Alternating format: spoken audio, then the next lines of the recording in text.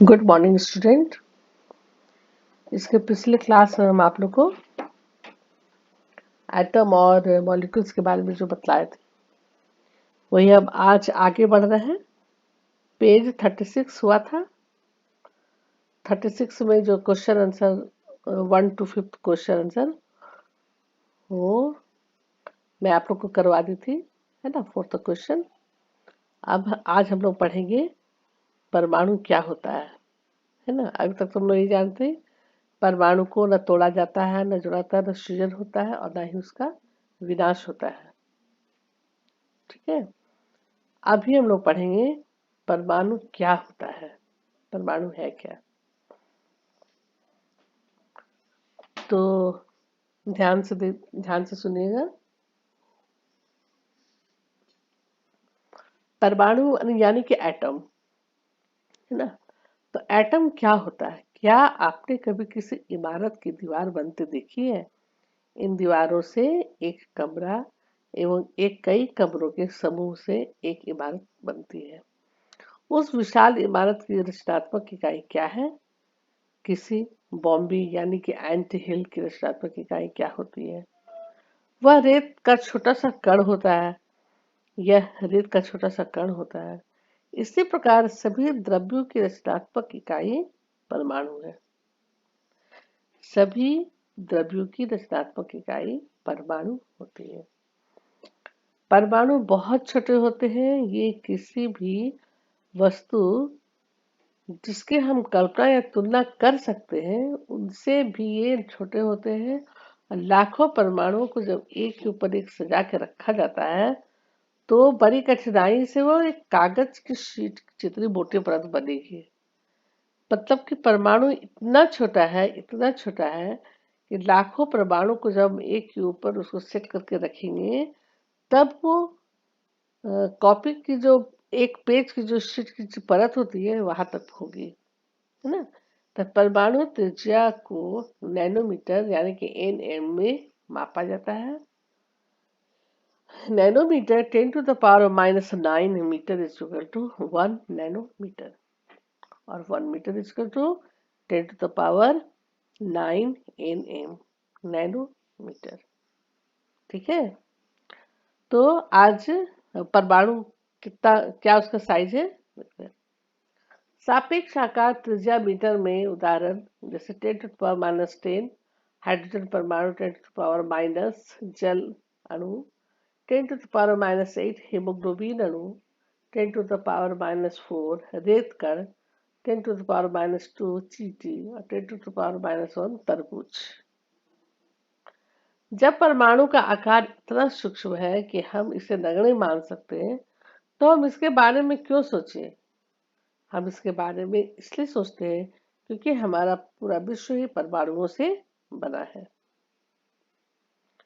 जैसे इकाई है ना, जैसे कि सभी सजीवों का संरचनात्मक और कार्यात्मक इकाई कोशिका होती है, उसी तरह ये हमारा परमाणु है। परमाणु पूरा विश्व ही परमाणु से बना है। परमाणु के बिना कोई पदार्थ हो ही नहीं सकता है। हम उन्हें देख नहीं सकते हैं लेकिन परमाणु विद्यमान है। प्रत्येक क्रियाकलापों पर उनका प्रभाव पड़ता है। अब हम आधुनिक तकनीकों की सहायता से तत्वों की सतहों के आवर्तित प्रतिबिंबों को दिखा सकते हैं, है ना। तत्वों की सतहों के आवर्तित प्रतिबिंब को दिखा सकते हैं जिनमें के उपस्थित परमाणु स्पष्ट दिखाई देते हैं। उनमें उपस्थित परमाणु स्पष्ट दिखाई देते हैं। सिलिकॉन सतह का प्रतिबिंब। सिलिकॉन जो है पदार्थ उसके सतह का प्रतिबिंब ये है सिलिकॉन की सतह का प्रतिबिंब। विभिन्न तत्वों के परमाणुओं के आधुनिक प्रतीक क्या है?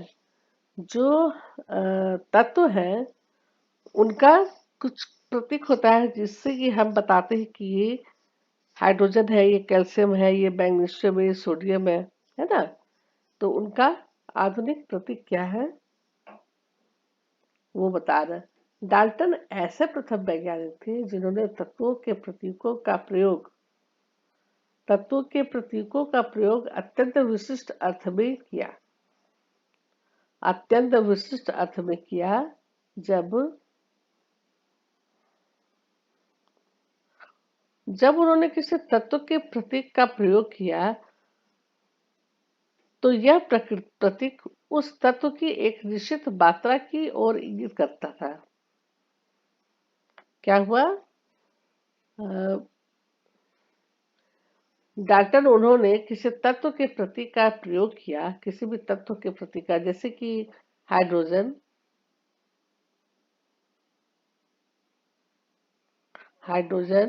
कार्बन, फास्फोरस, सल्फर, है ना। तो किसी भी तत्व के प्रतीक का प्रयोग किया तो यह प्रतीक उस तत्व की एक निश्चित मात्रा की ओर इंगित करता है, निश्चित मात्रा की ओर इंगित करता है, अर्थात वह प्रतीक तत्व के एक परमाणु को प्रदर्शित करता था। बर्जीलियस ने तत्वों के ऐसे प्रतीकों का सुझाव दिया जो उन तत्वों के नामों के एक या दो अक्षरों से प्रदर्शित होता था, है ना। तत्वों का जो नाम दिया गया, तत्वों के नामों को एक या दो अक्षर से प्रदर्शित होता था। बर्जिलियस नामक साइंटिस्ट ने ऐसे प्रतीकों का सुझाव दिया था। हाइड्रोजन देखिए, hydrogen, carbon, oxygen, phosphorus, sulphur, iron, copper, शीशा, सिल्वर, गोल्ड, प्लेटिना और पारा डाल्टन द्वारा सुझाए गए कुछ तत्वों के प्रतीक, है ना। ये डाल्टन द्वारा कुछ नमूना है तत्वों के प्रतीकों की। ऐसा जब चित्र रहेगा तो समझिए कि सल्फर है, ऐसा रहेगा तो समझिए कि कॉपर है ना।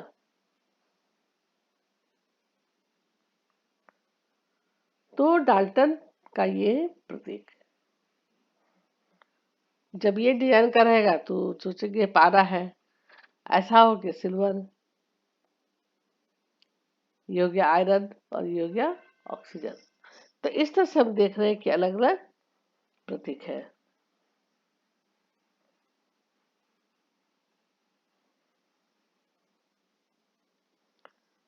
प्रारंभ में तत्वों के नामों की अभिव्यक्ति उन स्थानों के नामों से की गई थी जहां वे सर्वप्रथम पाए गए थे।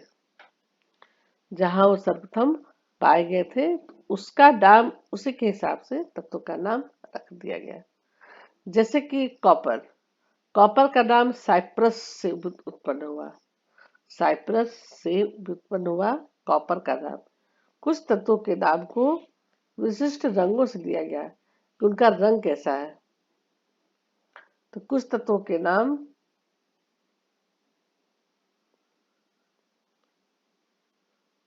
विशिष्ट रंगों से लिया गया। उदाहरण स्वरूप स्वर्ण गोल्ड का नाम अंग्रेजी के उस शब्द से लिया गया जिसका अर्थ होता है पीला। गोल्ड का, स्वर्ण मतलब गोल्ड, गोल्ड का नाम ऐसा रखा, अंग्रेजी के उस शब्द से लिया गया जिसका अर्थ होता है पीला। आजकल international union of pure and applied chemistry, international union of pure and applied chemistry तत्वों के नामों को स्वीकृति प्रदान करती है। अधिकतर तत्वों के प्रतीक उन तत्वों के अंग्रेजी नामों के एक या दो अक्षरों से बने होते हैं। तत्वों के प्रतीक को क्या किया गया है, अंग्रेजी के लेटर का नाम दिया गया है एक या दो, है ना। एक या दो अक्षरों से बना हुआ रहता है तत्वों का नाम। किसी प्रतीक के पहले अक्षर को सदैव बड़ा रहता है, बड़े अक्षर, फिर दूसरे अक्षर को छोटे अक्षर से लिखा जाता है। जैसे हाइड्रोजन है H, एल्यूमिनियम है Al, हाइड्रोजन है H, एल्यूमिनियम Al, डकी Al। ऐसा नहीं होना चाहिए, है ना, A नहीं, ये है छोटा। छोटा ए। उसी तरह कोबाल्ट में सी बड़ा है और ओ छोटा है ना। ये दोनों बड़ा है वैसा नहीं, सी बड़ा है और सी ओ छोटा है। ठीक है, ये तो हो गया कि कैसे हम किसी तत्व को कैसे इंगित करते हैं, कैसे हम बतलाते हैं, इसका नाम कैसे रखते हैं, वो चीज हम लोग अभी पहचाने कि कैपिटल अक्षर से हम लोग लिखते हैं, कैपिटल स्टार्टिंग रहता है कैपिटल लेटर, फिर उसके बाद वाला लेटर स्मॉल लेटर रहता है। और जो एक ही अक्षर का है, एक ही डिजिट का है, उसे हम लोग कैपिटल लेटर से लिखते हैं। जैसे हाइड्रोजन है एच है, ऑक्सीजन ओ है, नाइट्रोजन एन है ना। तो वो एक ही लेटर से रहता है। कुछ कुछ वर्ड जो है जिसमें कि दो लेटर रहता है, एक छोटा अक्षर होगा बाद में और पहले में बड़ा है। ठीक है, इतना तो समझ में आ गया होगा कि कैसे तत्वों का नाम रखा गया है और कैसे लिखते हैं हम लोग। अब हम लोग आ रहे हैं पेज नंबर 38। कुछ तत्वों के प्रतीक उनके अंग्रेजी नामों के प्रथम अक्षर तथा बाद में आने वाले किसी को एक अक्षर को संयुक्त करके बनाते हैं। उदाहरण के लिए जैसे क्लोरीन, उदाहरण के लिए क्लोरीन Cl और जिंक जिंक Zn। तो उदाहरण में हमारा क्लोरीन Cl और जिंक Zn इत्यादि। अन्य तत्वों के प्रतीकों को लैटिन, जर्मनी या ग्रीक भाषाओं में उनके नामों से बनाया जाता है। उदाहरण के लिए लौ हो गया आयरन, तो आयरन का प्रतीक है Fe, जो लैटिन भाषा में फेरम से उत्पन्न किया गया है। फेरम, लैटिन भाषा में आयरन के शून्य को फेरम नाम दिया है ना। तो उसमें केमिस्ट्री, तो उसमें क्या कि लैटिन भाषा फेरम से व्युत्पन्न किया गया है। और लोहा को हम लोग आयरन बोलते हैं और वैज्ञानिक भाषा में एफी और फेरम। इसी प्रकार सोडियम का प्रतीक भी Na है। सोडियम का एस होना चाहिए एस, लेकिन नहीं, सोडियम का प्रतीक है Na तथा पोटेशियम का है K। कुछ शब्द है, कुछ ऐसे तत्व है जिनका नाम से उनका वो प्रतीक नहीं मिलता है। ठीक है, जैसे आयरन का हो गया Fe, सोडियम का हो गया Na और पोटेशियम का हो गया K। तो सोडियम पोटेशियम का प्रतीक Na और K क्रमशः लैटिन भाषाओं में नेट्रियम और कैलियम उत्पन्न हुआ। मतलब कि सोडियम जो है वह नेट्रियम और एंड कैलियम से उत्पन्न हुआ है। कौन? Na और पोटेशियम। समझे? Na तथा पोटेशियम का प्रतीक K क्रमशः और नेट्रियम एवं कैलियम से व्युत्पन्न हुआ है। कैलियम के और उसका तत्व है पोटेशियम और नेट्रियम हो गया Na, उससे है सोडियम। तो ये आप लोग को याद रखना होगा, सोडियम पोटेशियम। इसी प्रकार प्रत्येक तत्व का एक नाम एवं एक अद्वितीय रासायनिक प्रतीक होता है ना। प्रत्येक तत्व का एक नाम होता है एवं एक अद्वितीय रासायनिक प्रतीक होता है ना। अब जैसे देखिए यहाँ पर है 3.1 में कुछ तत्वों के नाम दिया और उसका प्रतीक क्या है। देखिए एल्यूमिनियम Al, A बड़ा है L छोटा है। आर्गन A बड़ा है R छोटा है। बेरियम B बड़ा है A छोटा है। बोरॉन B बड़ा है। ब्रोमीन B बड़ा है R छोटा है।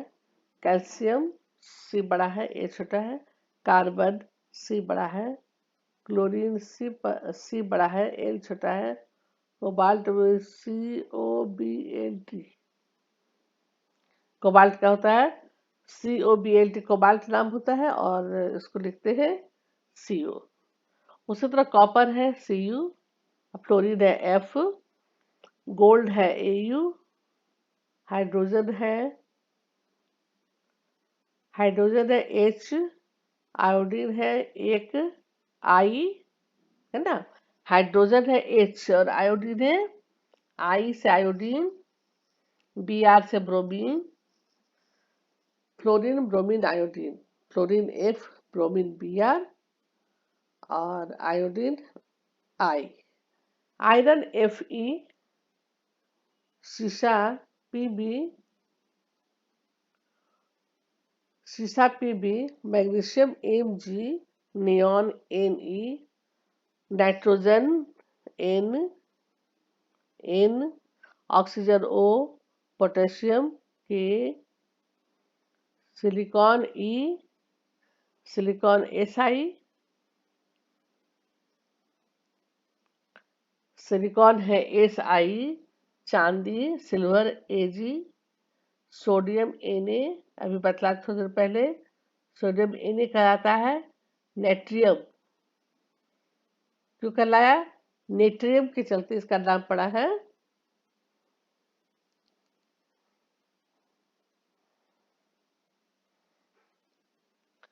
नेट्रियम, नेट्रियम से हो गया सोडियम और सल्फर से S, यूरेनियम से U एंड जिंक का Zn। तो इतना तत्व का नाम तो आप लोग ऐसे भी याद कर लीजिएगा, ठीक है।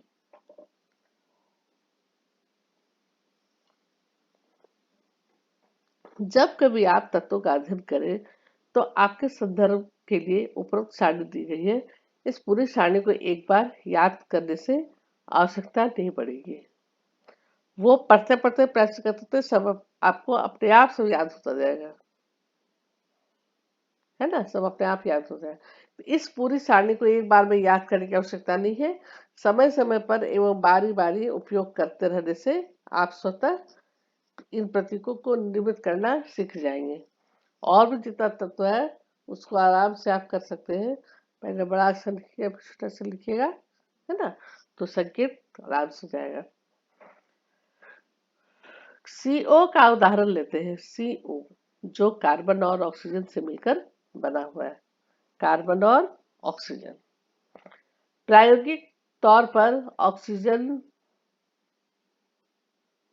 प्रायोगिक तौर पर यह निश्चित किया गया है कि 3 kg कार्बन तथा 4 ग्राम 3 ग्राम कार्बन तथा 4 ग्राम ऑक्सीजन के संयोजन से कार्बन मोनोऑक्साइड निर्मित हुआ। कार्बन मोनोऑक्साइड क्या हुआ? CO, है ना।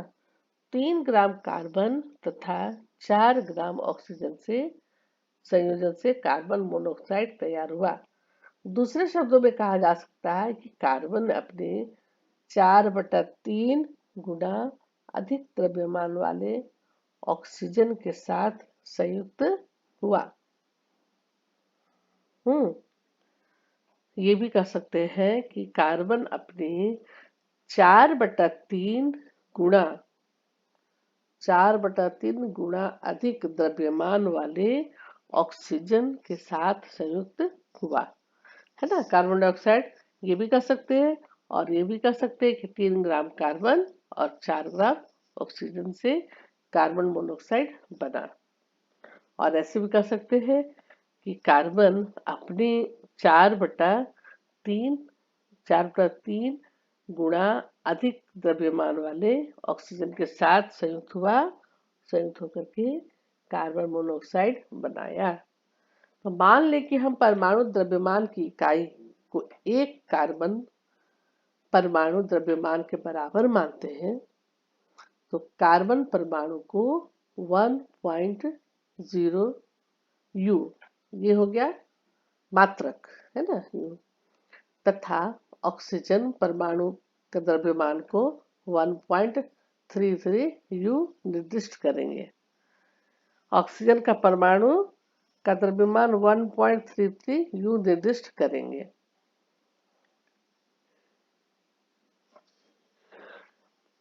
प्रारंभ में परमाणु द्रव्यमान को AMU द्वारा संक्षेप में लिखते हैं। शुरू में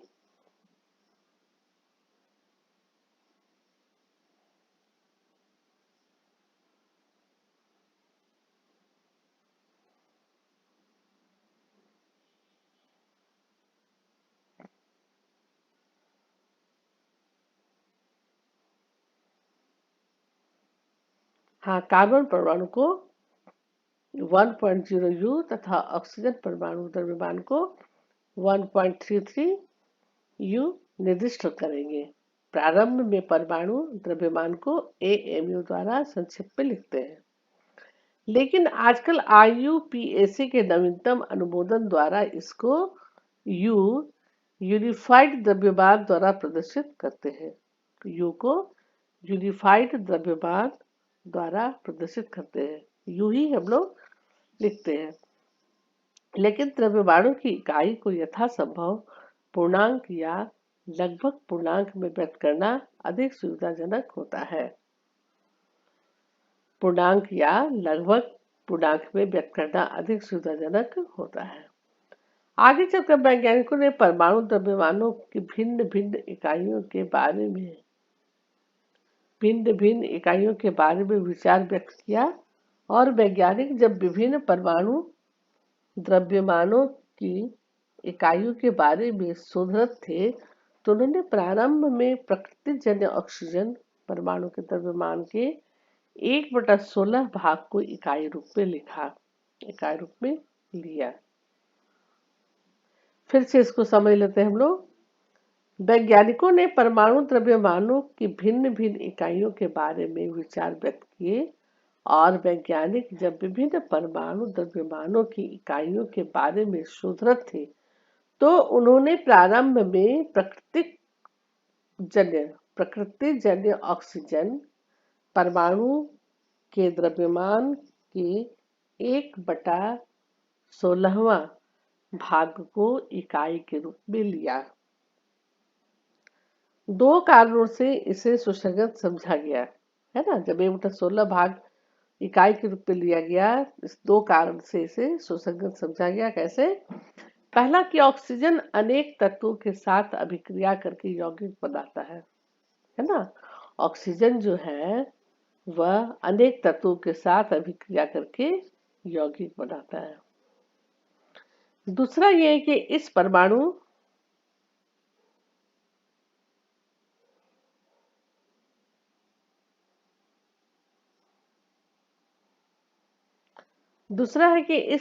द्रव्यमान इकाई द्वारा अधिकांश तत्वों के परमाणु द्रव्यमान पूर्णांक में प्राप्त होते हैं। इस परमाणु द्रव्यमान इकाई द्वारा अधिकांश तत्वों के परमाणु द्रव्यमान पूर्णांक में प्राप्त होते हैं। तथापि 1961 में परमाणु द्रव्यमानों को ज्ञात करने के लिए परमाणु द्रव्यमान इकाई कार्बन 12 समस्थानिक आइसोटोप को मानक संदर्भ के रूप में सार्वभौमिक रूप से स्वीकार किया गया था कि कार्बन का 12 समस्थानिक के एक परमाणु द्रव्यमान के 1/12वें भाग को मानक परमाणु द्रव्यमान इकाई के रूप में ले लेते हैं। कार्बन 12 समस्थानिक के एक परमाणु द्रव्यमान के सापेक्ष सभी तत्वों के परमाणु द्रव्यमान प्राप्त किए गए हैं। देखिए यहाँ पर हम लोग फिर से समझते हैं कि 1961 में परमाणु द्रव्यमानों को ज्ञात करने के लिए परमाणु द्रव्यमान इकाई, जैसे कार्बन का हो गया 12, ऑक्सीजन का 16 है ना, तो परमाणु द्रव्यमान इकाई कार्बन 12 समस्थानिक यानी कि आइसोटोप को मानक संदर्भ के रूप में सार्वभौमिक रूप से स्वीकार किया गया था। कार्बन 12 समस्थानिक एक परमाणु द्रव्यमान के 1/12वें भाग को मानक परमाणु द्रव्यमान इकाई के रूप में लेते हैं। तो कार्बन 12 समस्थानिक के एक परमाणु द्रव्यमान के सापेक्ष सभी तत्वों के परमाणु द्रव्यमान प्राप्त किए गए।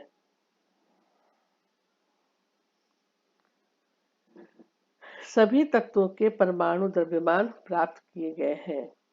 कल्पना करो कि एक फल विक्रेता बिना मानक भार के फल बेच रहा है। एक फल विक्रेता बिना मानक भार के फल बेच रहा है। वह एक तरबूज वह एक तरबूज लेकर कहता है कि इसका द्रव्यमान 12 इकाई है। तो 12 तरबूजीय इकाई अथवा 12 फल द्रव्यमान इकाई क्या? इसका द्रव्यमान 12 इकाई है, तो 12 तरबूज इकाई अथवा 12 फल द्रव्यमान इकाई वह तरबूज के 12 बराबर टुकड़े करता है तथा 12 बराबर टुकड़े करता है तथा पाता है कि उसके द्वारा बेचे जा रहे प्रत्येक फल का द्रव्यमान तरबूज के एक टुकड़े के द्रव्यमान के सापेक्ष हो रहा है, सापेक्ष है ना। जैसा कि चित्र 3.4 में दिखाया गया है कि फलों को सापेक्ष फल द्रव्यमान इकाई में बेचता है, फल द्रव्यमान इकाई में फल बेचता है। तो ये क्या कहला? फल द्रव्यमान FMU है ना।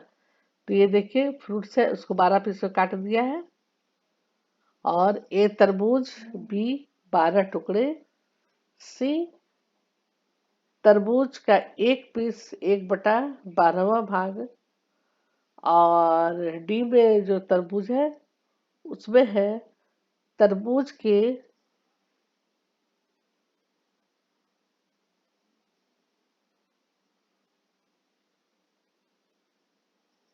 उसमें दिखला रहा है कि बी में तरबूज के 12 टुकड़े, और सी में है एक टुकड़ा तरबूज का 12वां भाग, है ना।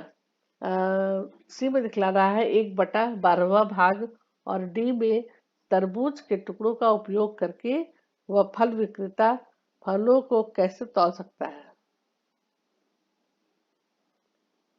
है ना। तरबूज के टुकड़ों का उपयोग करके वह फल विक्रेता फलों को कैसे तौल सकता है? किसी तत्व के सापेक्षिक परमाणु द्रव्यमान को किसी सापेक्ष परमाणु द्रव्यमान को उनके परमाणु द्रव्यमान उनके परमाणुओं के औसत द्रव्यमान का कार्बन 12 परमाणु के द्रव्यमान के 1/12वें भाग के अनुपात द्वारा परिभाषित किया जाता है ना।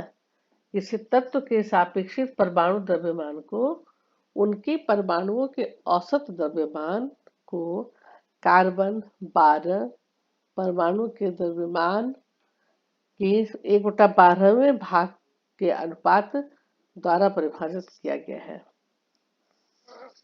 जैसे सारणी में कुछ तत्वों के परमाणु द्रव्यमान दिए हुए, हाइड्रोजन का एक है तत्व की जगह पर नाम दिया हुआ सबका, हाइड्रोजन के नीचे सारे तत्व का नाम, और परमाणु द्रव्यमान मास है ना, उनका मास कितना, द्रव्यमान कितना, उनका भार कितना, मास हो गया। तो हाइड्रोजन का एक ही है। कार्बन का 6 से 12 होता है, 6 उसका एटॉमिक नंबर है, उसकी संख्या है, और इधर 12 है परमाणु द्रव्यमान।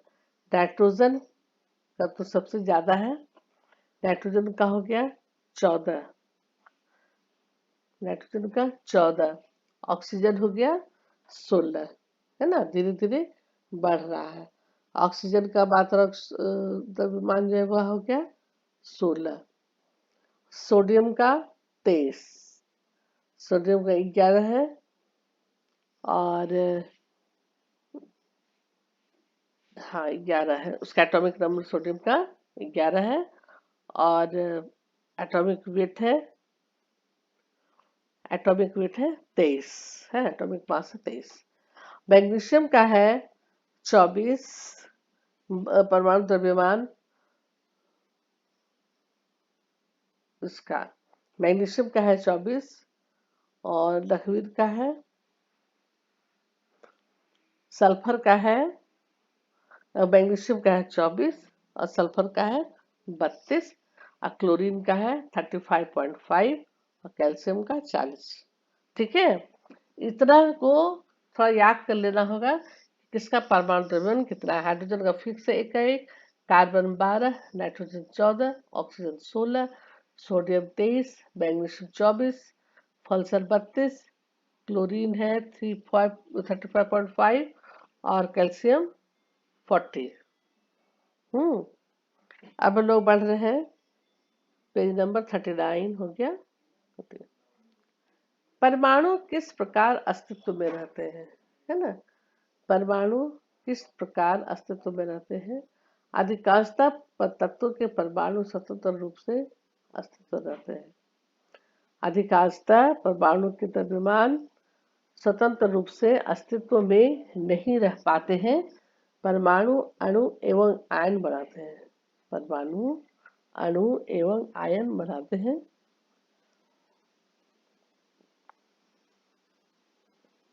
ये अणु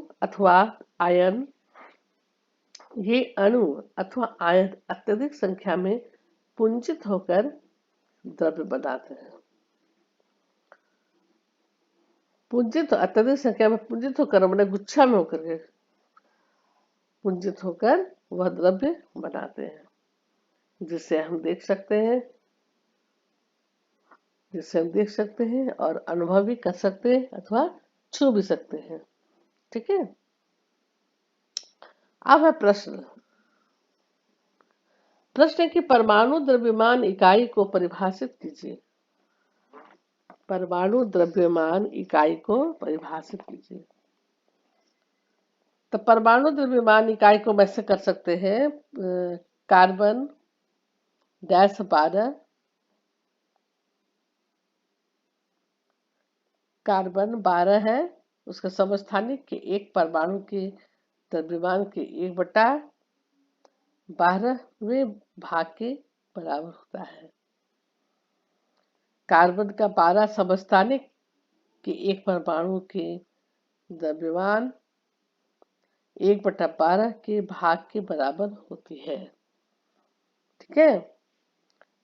और कार्बन का उदाहरण से हम समझिए कि कार्बन 12 ये समस्थानिक के एक परमाणु के द्रव्यमान के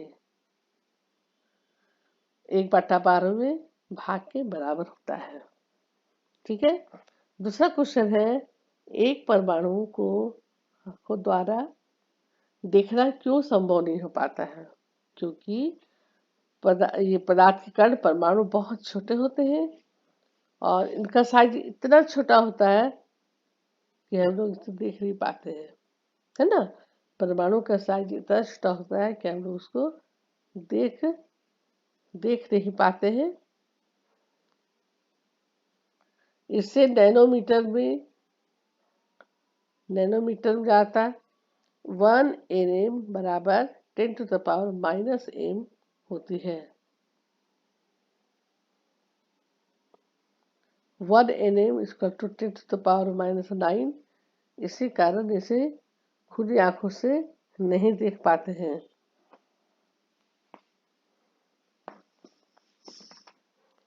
इतना छोटा होता है कि उसे हम देख नहीं पाते। हमको जब भी देखना होगा तो हम इसे खुले आंखों से तो नहीं देख पाएंगे, माइक्रोस्कोप से ही देखना होगा। फिर है 3.3, अणु क्या यानी कि मॉलिक्यूल्स क्या है। साधारणतः अणु जैसे दो या दो से अधिक परमाणुओं का समूह होता है। परमाणु का समूह होता है जो आपस में रासायनिक साधारणतः अणु ऐसे दो या दो से अधिक परमाणुओं का समूह होता है जो आपस में रासायनिक बंध द्वारा जुड़े होते हैं अथवा वे परस्पर आकर्षण बल के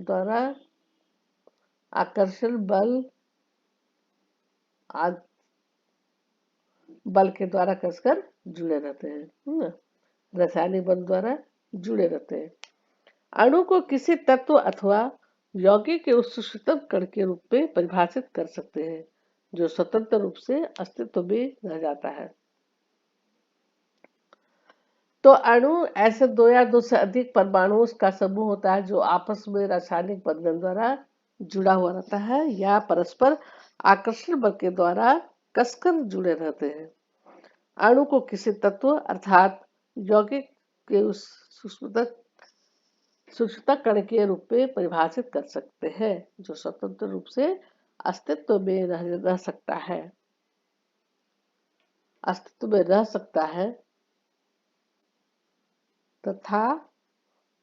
है तथा जो उस यौगिक के सभी गुणधर्मों को प्रदर्शित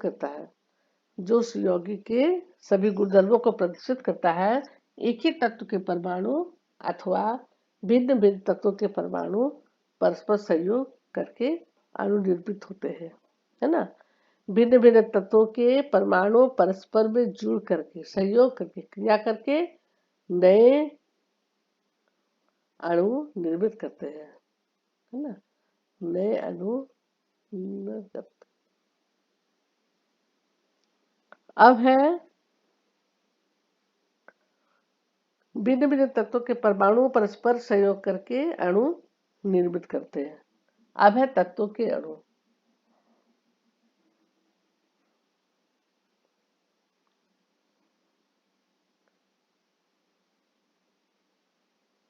तत्वों के अणु थोड़ा सा बता देती हूँ, बहुत ज्यादा हो जाएगा।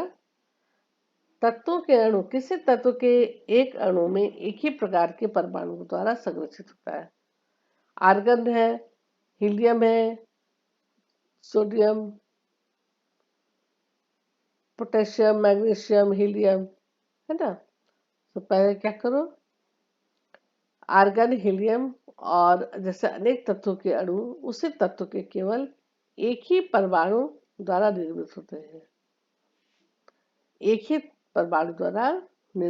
हैं, लेकिन अधिकांश अधातु में ऐसा नहीं होता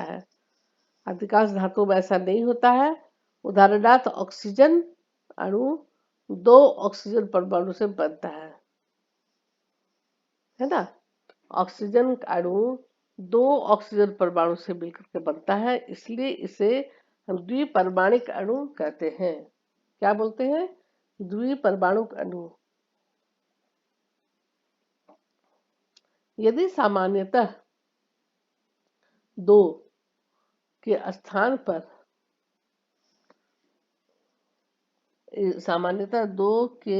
पर 3 ऑक्सीजन परमाणु सहयोग करते हैं, 3 ऑक्सीजन परमाणु सहयोग करते हैं तो तो हमें ओजोन प्राप्त होता है। ओजोन का सूत्र है O3। ओजोन का सूत्र है, संरचना है O3। यदि सामान्यतः 2 के स्थान पर 3 ऑक्सीजन परमाणु पर सहयोग करते हैं तो हमें ओजोन प्राप्त होता है। ठीक है, परस्पर सहयोग करते हैं तो ऑक्सीजन प्राप्त होता है और किसी अणु की संरचना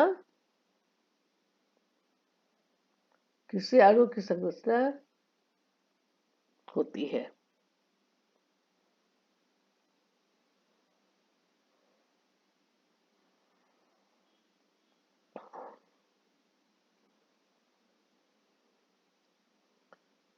है ना। 3 ऑक्सीजन परमाणु परस्पर सहयोग करेंगे तब ओजोन प्राप्त होगा। तो हाइड्रोजन ऑक्सीजन का O हुआ, द्विपरमाणिक हुआ अणु, तो 2O2 हो जाएगा, 2 लग जाएगा और 2 ऑक्सीजन लग जाएगा और तीसरा ऑक्सीजन परमाणु परस्पर सहयोग करते हैं तो हम इसे ओजोन कहते हैं। ये हो जाता है O3 को ओजोन कहते हैं। जिससे कि हमें ओजोन प्राप्त होता है कि किसी अणु की संरचना में प्रयुक्त होने वाले परमाणुओं की संख्या कब अणु की परमाणुकता कहलाती है ना। बस आज यही तक हम रहने देते हैं, एक लाइन और बता करके यहाँ पर खत्म कर देते हैं। धातु अणुओं एवं कुछ अन्य तत्वों के अणुओं जैसे कार्बन के अणुओं की सरलता अणुओं की सरल सरल संरचना नहीं होती है। ये किंतु उनके अणुओं से असेवित परस्पर बंधे होते हैं। कुछ तत्व के नाम नीचे दिए गए हैं, इसको हम नेक्स्ट क्लास में पढ़ाएंगे। अभी हम लोग अणु क्या है इसको अच्छा से समझ लें।